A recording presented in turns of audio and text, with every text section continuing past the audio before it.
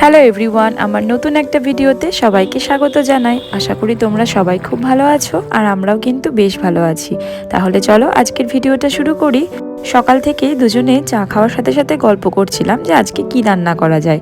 তো ভেবেছিলাম যে মাছের ঝোল আর একটা তরকারি করব। তো কথা বলতে বলতে হঠাৎ করে দুজনেরই মাটন খেতে ইচ্ছে করলো। এদিকে ওর একটু পরে অফিস স্টার্ট হয়ে যেত, তো সেই জন্য বাজারে গিয়ে আর মাটন কেনার সময় ছিল না। তো আমিও অনলাইনে মাটনটাকে অর্ডার দিয়ে দিলাম। আসতে একটু সময় দেখাচ্ছিল, মানে মোটামুটি ওই 1.5 ঘন্টা মতো সময় লাগবে। তো তাই জন্য দুধ জাল দিয়ে দিলাম, আর ও মুসলি খেতে বেশ ভালোবাসে, তাই ওকে দুধের সাথে ওটাই দিয়ে দিলাম। আর আমি দুধ কলা মুড়ি খেতে ভালোবাসি, মানে এটা আমার একটা প্রিয় খাবারই বলতে পারো। সব সময় সকালের ব্রেকফাস্ট না ওই বানিয়ে খেতে ইচ্ছে করে না, তো মাঝে মাঝে এরকম চটজলদি খাবার কিন্তু বেশ ভালোই লাগে। ব্রেকফাস্ট করতে করতেই এদিকে মাটনটাও চলে এসেছে।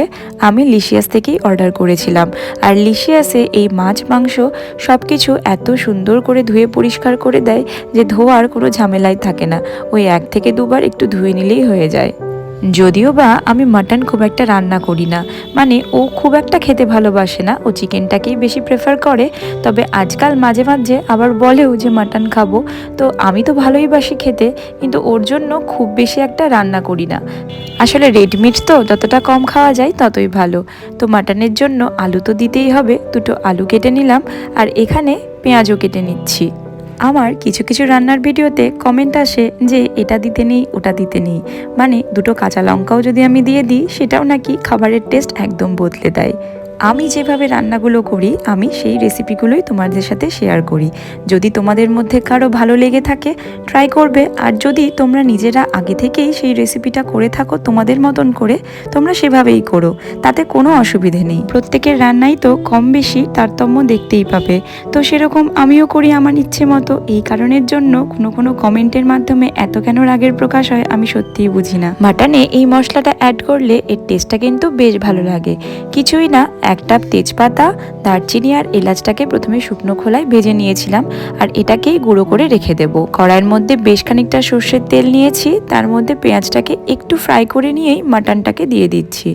তারপরে এখানে আদা রসুনের পেস্ট ছিল সেইটা দিলাম, আর আদাটা একটু বেশি করেই দেব, সেই জন্য আবারও একটু আদা বাটা দিয়েছি।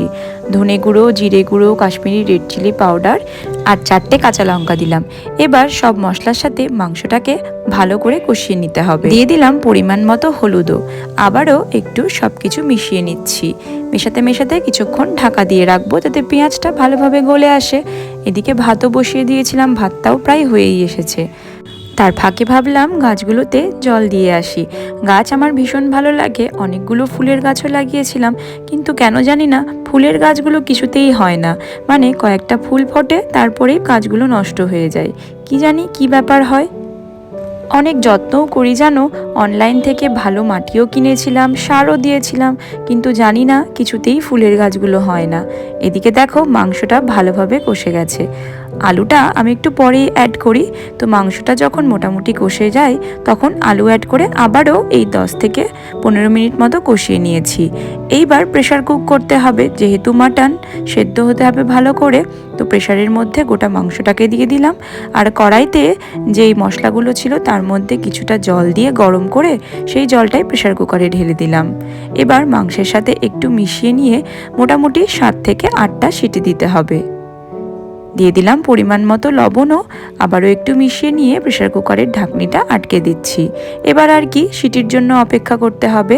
এই আলুগুলো বাড়ি থেকে এনেছিলাম, এগুলো জাম আলু। এবার বাবা এসেছে, বাবা আবার কিছুটা এনে দিয়েছে। এইগুলো খেতে আমার ভীষণ ভালো লাগে। কিছুটা সেদ্ধ করে রেখেছিলাম, সেটাই ছিলে রাখলাম, রাতে এটারই একটা দম করব। আর এদিকে যতক্ষণ না প্রেশার কুকারের গ্যাসটা পুরোটা রিলিজ হয় আমি স্যালাডটাকেও কেটে রাখছি। মাংসের সাথে স্যালাড খেতে কিন্তু বেশ ভালো লাগে, আর এমনিতেও আমরা প্রতিদিনই অল্প হলেও স্যালাড ভাতের সাথে খেয়ে থাকি। তো স্যালাডগুলোও কাটা হয়ে গেল। এবারে চলো মাংসটাকে দেখে নিই। প্রেশারের গ্যাসটা পুরোটাই রিলিজ করে নিলাম। দেখো মাংসটা কিন্তু বেশ ভালোভাবেই সেদ্ধ হয়ে গেছে, মানে মোটামুটি 80% মতো সেদ্ধ হয়ে গেছে। বাকিটা কড়াইতে গোটা মাংসটা ঢেলে দিলাম, আর তার সঙ্গে আলুটাকেও দিয়ে দিলাম। আলুটা একটু সরিয়ে রেখেছিলাম, কারণ আলুটা তো আগেই সেদ্ধ হয়ে যায়। এইবার কড়াইয়ের মধ্যে মাংসটা যখন বেশ ফুটে আসবে, যেই মশলাটা করে রেখেছিলাম পুরো মশলাটাই এই মাংসের মধ্যে দিয়ে দেব। এবারে আর কিছুই না, ধীরে ধীরে মাংসের ঝোলটাকে কমিয়ে নিতে হবে। যেরকম ঝোল খাবে সেরকমই রাখবে। আমরা একটু কষা কষাই খেতে ভালোবাসি, তাই খুব একটা ঝোল রাখিনি, একদম কষা কষা, মানে ওই মাখা মাখা করেছি। আমার মুখে জানো তো পিম্পলস ভীষণ কম ওঠে, মানে লাস্ট কবে উঠেছিল মনে নেই, তবে বিগত কিছুদিন ধরে মুখে খুব পিম্পলস উঠছে, তাও আবার শুধু রাইট সাইডের গালটাতে। জানি না কি ব্যাপার, তবে একটা নতুন প্রোডাক্ট ইউজ করছি হয়তো সেটার জন্য, যদিও আমি এখন সেটা ইউজ করা স্টপ করে দিয়েছি। এবার খাবার বাড়ার পালা।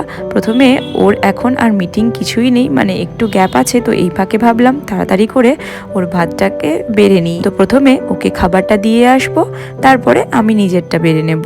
তো সিম্পল থালা আজকের, ভাত, মাংস আর স্যালাড। যদিও মাংস হলে আমার না এক্সট্রা আর কিছু ওই তরকারি ডাল এগুলো খেতেই ইচ্ছে করে না, মানে ওগুলো দিলেও মনে হয় যে কখন ওটা শেষ করে মাংস দিয়ে ভাতটা খাবো। তো ব্যাস, নিজের খাওয়াটাও বেড়ে নিলাম। এই কষা মাংসের সাথে এইরকম সাদা ভাত খেতে কিন্তু বেশ ভালো লাগে। তো এই ছিল আজকে আমাদের সিম্পল লাঞ্চ মেনু।